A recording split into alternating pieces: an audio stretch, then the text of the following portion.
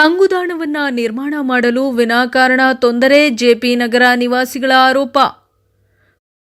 ಗುಡಿಬಂಡೆ ತಾಲೂಕಿನ ಜೆಪಿ ನಗರದಲ್ಲಿನ ಗ್ರಾಮ ಠಾಣಾ ಜಾಗದಲ್ಲಿ ಸಾರ್ವಜನಿಕರ ತಂಗುದಾಣವನ್ನ ನಿರ್ಮಾಣ ಮಾಡಬೇಕು ಎಂದು ಗ್ರಾಮ ಪಂಚಾಯಿತಿಯಲ್ಲಿ ಅನುಮೋದನೆಯಾಗಿದ್ದರೆ ಕೆಲವರು ತಂಗುದಾಣವನ್ನ ನಿರ್ಮಾಣ ಮಾಡಲು ತೊಂದರೆಯನ್ನ ಮಾಡುತ್ತಿದ್ದಾರೆ ಎಂದು ಜೆಪಿ ನಗರದ ನಿವಾಸಿಗಳು ಆರೋಪಿಸಿದ್ದಾರೆ. ಇನ್ನು ಜೆಪಿ ನಗರದಲ್ಲಿ ನಿವಾಸಿಗಳು ಆಯೋಜಿಸಿದ ಸುದ್ದಿಗೋಷ್ಠಿಯಲ್ಲಿ ಮಾತನಾಡಿ, ಈ ವೇಳೆ ಸುದ್ದಿಗೋಷ್ಠಿಯಲ್ಲಿ ಮಾತನಾಡಿದಂತಹ ಯರಲಕ್ಕೇನಹಳ್ಳಿ ಮಂಜುನಾಥ್ ಮಾತನಾಡಿ, ವರ್ಷಗಳ ಹಿಂದೆ ತಿರುಮಣಿ ಗ್ರಾಮ ಪಂಚಾಯಿತಿಯಲ್ಲಿ ಅನುಮೋದನೆಯಾಗಿದೆ. ಜೆಪಿ ನಗರದಲ್ಲಿ ಇರುವಂತಹ ಗ್ರಾಮ ಠಾಣಾ ಖಾಲಿ ಜಾಗದಲ್ಲಿ ಸಾರ್ವಜನಿಕರ ಅನುಕೂಲಕ್ಕಾಗಿ ತಂಗುದಾಣವನ್ನ ನಿರ್ಮಾಣ ಮಾಡಬೇಕು ಎಂದು ಶಾಸಕರ ಅನುದಾನದಲ್ಲಿ ಅನುದಾನವನ್ನ ಸಹ ಬಿಡುಗಡೆ ಮಾಡಲಾಗಿದೆ. ಇನ್ನು ಸ್ಥಳದಲ್ಲಿ ತಂಗುದಾಣವನ್ನ ನಿರ್ಮಾಣ ಮಾಡಲು ಕೆಲವರು ವಿನಾಕಾರಣ ತೊಂದರೆಯನ್ನ ನೀಡುತ್ತಿದ್ದಾರೆ. ತೊಂದರೆ ಮಾಡುತ್ತಿರುವಂತವರು ಸರ್ಕಾರಿ ಜಾಗವನ್ನ ಒತ್ತುವರಿ ಮಾಡಿಕೊಂಡಿದ್ದರೂ ಅಧಿಕಾರಿಗಳು ಮಾತ್ರ ಅವರ ಮೇಲೆ ಯಾವುದೇ ಕ್ರಮವನ್ನ ಜರುಗಿಸದೆ ಮೌನಕ್ಕೆ ಶರಣಾಗಿದ್ದಾರೆ.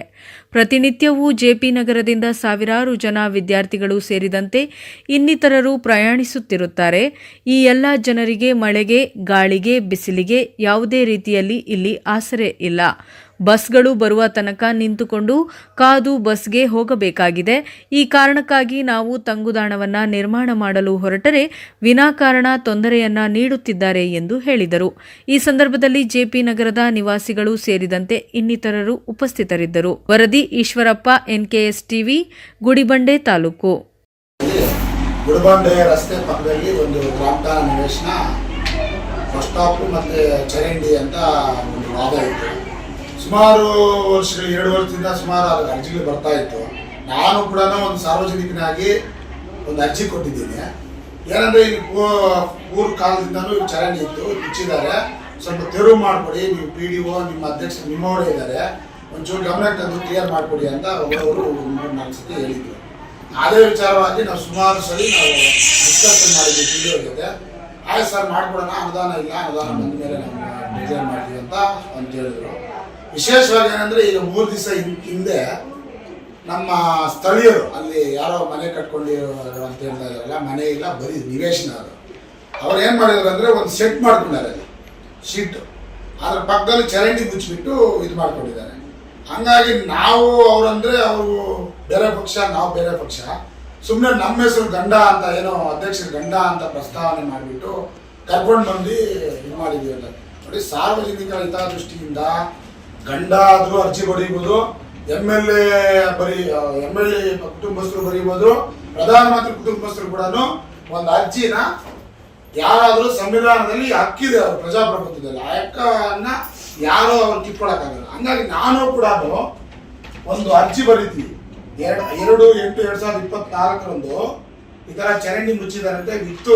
ಆವತ್ತು ನಮ್ಗೆ GPS ಫೋಟೋಗಳು ಎಷ್ಟು 24/8/2 GPS ಫೋಟೋಗಳು ಆವತ್ತೇ ಗಮನಕ್ಕೆ ತಂದಿದ್ದೀವಿ. ಏನು ಆವತ್ತು ಪೆಟ್ಟಿಗೆಲ್ಲ ಇರ್ತಾರೆ, ಆವತ್ತೇ ನಾವು GPS ಮಾಡಿಬಿಟ್ಟು ಒಂದು ದಾಖಲಾತಿ ಸಮೇತ ಕೊಡ್ತೀವಿ. ನೋಡಿ, ಸಾರ್ವಜನಿಕರಿಗೆ ತೊಂದರೆ ಆಗ್ತದೆ, ಮನೆಗಳಿಗೆಲ್ಲ ನೀರು ನುಗ್ತದೆ ಅಂತ ಕೊಟ್ಟಿದ್ದೀವಿ. ಆ ದುರುದ್ದೇಶದಿಂದ ಅವರು ನಮ್ಮ ಹೆಸರನ್ನ ಪ್ರಸ್ತಾವನೆ ನಮಗೆ ಮುಂದೆ ಸ್ಥಳೀಯ ಎಲೆಕ್ಷನ್ಗಳೆಲ್ಲ ಬರ್ತಾರೆ.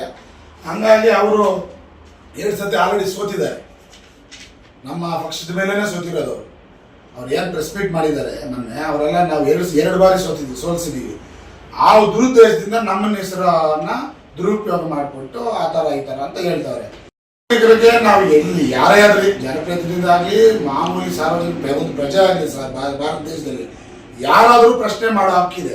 ಹಂಗಾಗಿ ಅವ್ರು ಯಾರಾದ್ರೂ ಮಾತಾಡೋಕೆ ಹೋದ್ರೆ ಅವ್ರ ಮೇಲೆ ಎಲ್ಲ ಧಮಕಿಗಳು ಹಾಕೋದು, ಬೇರೆ ಬೇರೆ ರೀತಿ ಇದು ಮಾಡಕ್ಕೆ ಬರ್ತದೆ. ಹಂಗಾಗಿ ಇಲ್ಲೇನಂದ್ರೆ ಅವ್ರ ಗ್ರಾಮಸ್ಥರ ಒತ್ತಾಯ, ನಮ್ಮ ಒತ್ತಾಯನೂ ಒಂದೇ, ಸರಾಗವಾಗಿ ಚರಂಡಿ ನೀರು ಹರಿದು ಈ ಕಡೆ ಕೆರೆ ಹೋಗ್ತದೆ. ಹಂಗೆ ಹೋಗ್ಬಿಟ್ರೆ ಬಸ್ ಸ್ಟಾಪ್ ಮಾಡೋದು, ಇನ್ನೊಂದು ಮಾಡೋದು, ಸಂಬಂಧಪಟ್ಟ ಅಧಿಕಾರಿಗಳು ಇರ್ತಾರೆ, ಸ್ಥಳ ತನಿಖೆ ಮಾಡ್ತಾರೆ. ಅವ್ರು ಏನಿದೆ ಜಾಗ, ಕ್ರಯಪತ್ರದಂತೆ ಜಾಗ ಏನಿದೆ ಅದು ಮಾಡಲಿ. ಪಕ್ಕದಲ್ಲಿನ ಜಾಗ ಇದೆಯಾ ದಾಖಲಾತಿ ಕೊಟ್ಟು ಏನೋ ಮಾಡಿಕೊಂಡು ಪಂಚಾಯತ್ ಹತ್ರ ಮಾತಾಡೋದು, ಬೇರೆಯವರು ವೈಯಕ್ತಿಕವಾಗಿ ಇಂಥದ್ರಲ್ಲಿ ಮಾತಾಡೋದು ನಿಮ್ಮ ಮೂಲಕ ಸರಿ ಇಲ್ಲ ಅನ್ನೋದು ನನ್ನ ಉದ್ದೇಶ ಅಷ್ಟೇ. ಒತ್ತಡ ಮಾಡೋದು, ನಾವು ಅರ್ಜಿ ಸಮೇತ ಕೊಡ್ತೀವಿ. ಇವತ್ತು ಕೊಟ್ಟಿರೋದು, ಮೊನ್ನೆ ಬಂದಿರೋದು 9ನೇ ತಾರೀಕು ಬಂದಿದ್ದೀವಿ. ನಾವು ಅರ್ಜಿ ಕೊಟ್ಟಿರೋದು 2024 ಮಾಡಿದ್ದೀವಿ.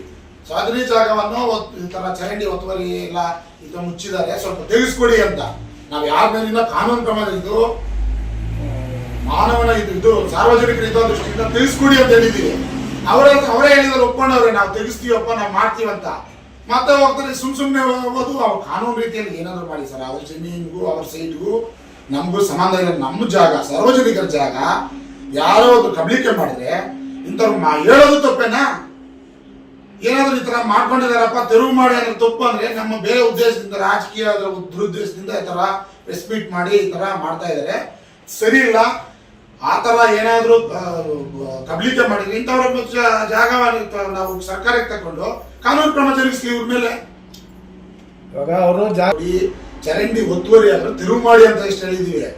ನಾವು ಆ ಜಾಗವನ್ನು ಅಳತೆ ಮಾಡಿ ಅವ್ರಿಗೆ ಯಾರಿಗೆ ಅಳತೆ ಮಾಡೋ ಪವರ್ ಇದೆ, PDO ಸಂಬಂಧಪಟ್ಟ ಅಧಿಕಾರಿಗಳಿಗೆ ಅಳತೆ ಮಾಡೋದು ಮತ್ತೊಂದು ಇರ್ತದೆ. ನಾವ್ ಏನ್ ಹೇಳಿದ್ವಿ, ಅವ್ರ ಚೆಕ್ ಬಂದಲ್ಲಿ ಏನಿದೆ ಉತ್ತರಕ್ಕೆ ರಸ್ತೆ ಎಂದು ಒಂದ್ರಲ್ಲಿ ತೋರಿಸ್ತಾರೆ. 10 ಅಡಿ ಸೇರಿಸಿದ್ರೆ ರಸ್ತೆಯನ್ನ, ನಿಮ್ಮ ಪ್ರಕಾರ ರಸ್ತೆಯನ್ನ 10 ಅಡಿ ಸೇರ್ಸಕ್ ಆಗ್ತದ?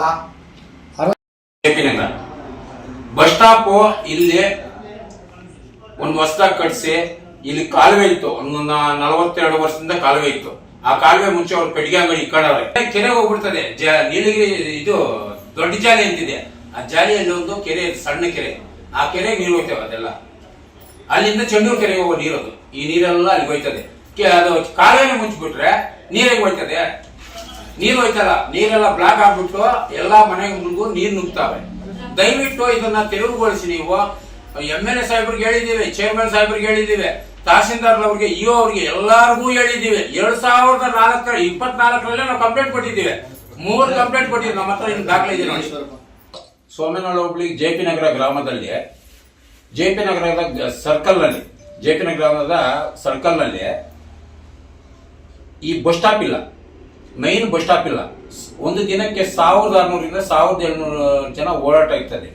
ಇಲ್ಲಿ ಮೊನ್ನೆ ಹಠಾತ್ ಆಗಿ ಮಳೆ ಬಂದು ಮೈನೂರೆಲ್ಲ ಕಟ್ಟಾಗಿ ಮರದ ಮೇಲೆ ಬಿತ್ತು. ಆ ನೈಟಲ್ಲಿ ಬಿತ್ತು, ಅದಕ್ಕೆ ಏನೋ ತೊಂದರೆ ಆಗಿಲ್ಲ. ಹಗಲಲ್ಲೇ ಬಿದ್ದಿದ್ರೆ ಬಸ್ ಸ್ಟಾಪ್ ಇದ್ರಗೋಸ್ಕರ ಜನಗಳೆಲ್ಲ ಅಲ್ಲೇ ನಿಂತ್ಕೊಳ್ಳೋದು ಮರ ಕೆಳಗಡೆ. ಹಗಲಲ್ಲಿ ಬಿದ್ದು ಸುಮಾರು ಜನ ಸತ್ತೋಗೋರು. ಅದಕ್ಕೆ ಈ JP ನಗರದಲ್ಲಿ ಸರ್ಕಲ್ ನಲ್ಲಿ ಗೌರ್ಮೆಂಟ್ ಜಾಗ, ಗ್ರಾಮ ಠಾಣೆದು ಬಸ್ ಸ್ಟಾಪ್ ಕಟ್ಟಕ್ಕೆ 20-25 ಜಾಗ ಇದೆ.